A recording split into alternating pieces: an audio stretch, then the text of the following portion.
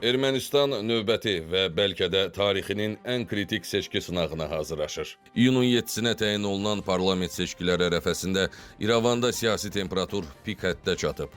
Nikol Paşinyan və onun Mülki Müqavilə Partiyası postunu qorumaq üçün bütün inzibati resursları işə salıb.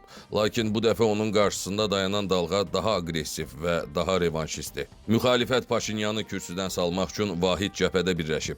Bu prosesin arxasında isə açıq şəkildə Rusiyanın kölgəsi görünür. Moskvaya bağlılığı ilə seçilən Robert Koçaryan və Samvel Karapetyan kimi fiqurlar, həmçinin kilsə elitası Paşinyanın qərb meyilli siyasətini iflasa uğratmağa çalışır.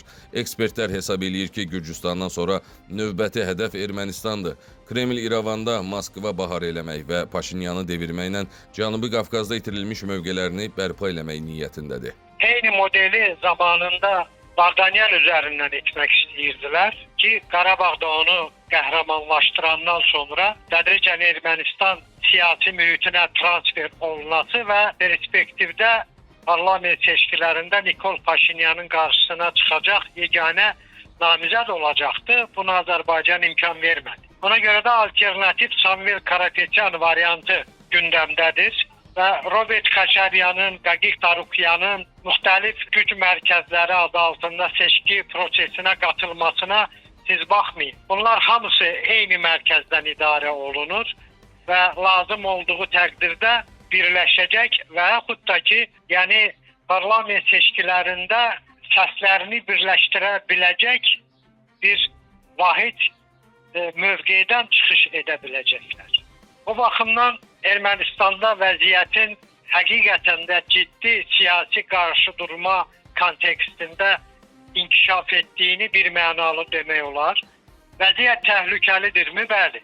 Çünki Rusiyanın hara qədər prosesi Nikol Paşinyan əleyhinə inkişaf etdirəcəyi qeyri-müəyyəndir. Bəs bütün bu daxili didişmələr Azərbaycanla münasibətlərə necə təsir eləyəcək? Paşinyan seçki kampaniyasında sülh ritorikasından istifadə eləyir. Rəqiblərini regionu yeni müharibəyə sürükləməkdə ittiham eləyir. Müxalifət bloku isə hakimiyyətə gələcək təqdirdə Bakı ilə aparılan delimitasiya prosesini və sülh danışıqlarını tamamilə donduracağını və ya şərtləri dəyişəcəyini bəyan eləyir. Bu isə o deməkdir ki, Ermənistanda hakimiyyət dəyişikliyi regionda sülh prosesini tamamilə baltalaya bilər. Bildiyiniz kimi artıq ermənilərə, yəni Rusiyada yaşayan ermənilərə göstəriş verilib ki, kütləvi dərəcədə Ermənistana gedib, seçkidə iştirak edib, Rusiya yönlü qüvvələrə səs versin. Ancaq düşünürəm ki, bu sadəcə səs verməklə məhdudlaşacaq bir məsələ deyil. Bu daha ciddidir.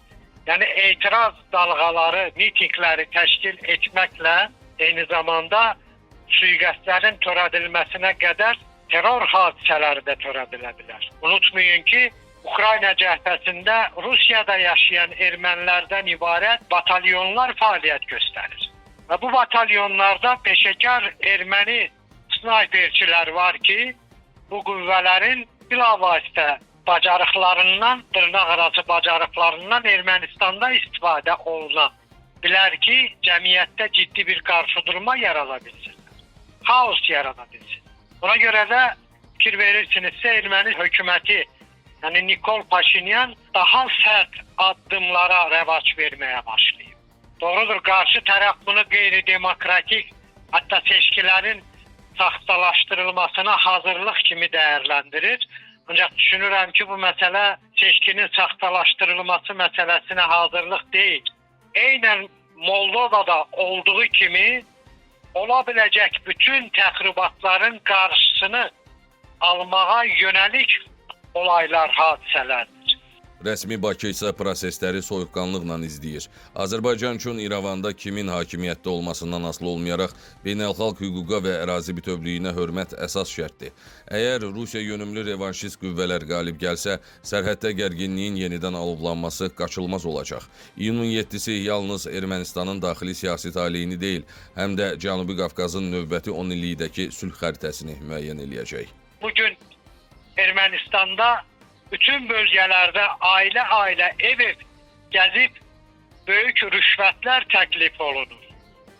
Kiməsə geyim, kiməsə iş, kiməsə başqa biznes strukturlarının yaradılması ilə bağlı sözlər, vədlər verilir ki, onların səslərini almaq mümkün olsun. Yəni Nikol Paşinyan bir də bu potensial böyük təhlükə ilə üz-üzədir. Konkret siyasi nəticələrə seçkinin, əgər Nikol Paşinyan xalq tərəfindən növbəti hökuməti qurmaq üçün mandat ala bilməzsə, regionda potensial yeni müharibə ocaqlarının yaranması demək.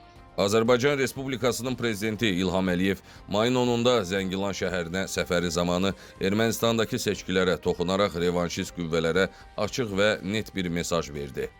Bugün hələ də Azərbaycan-Ermənistan sərhədində Avropanın dırnaqarası müşahidəçiləri güya ki keşik çəkirlər. Mən o vaxt demişəm, bir dənə güllə biz atsaq, onların dabanları parlayacaq, heç izi tozu da qalmayacaq orada.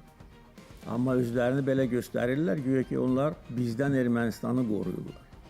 Bizdən Ermənistanı qorumaq lazım deyil.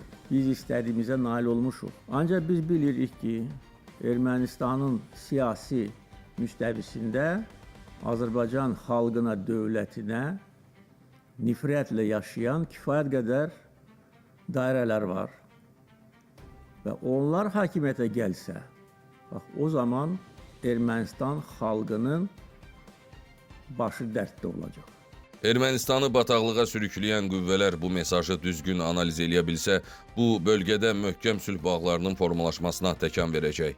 Əks halda hələ də özünə gələ bilməyən Ermənistan ordusu bu dəfə daha ağır nəticələrlə üzləşə bilər. Mirzə Altay, Əli Məmmədov, xüsusi olaraq Medialog üçün.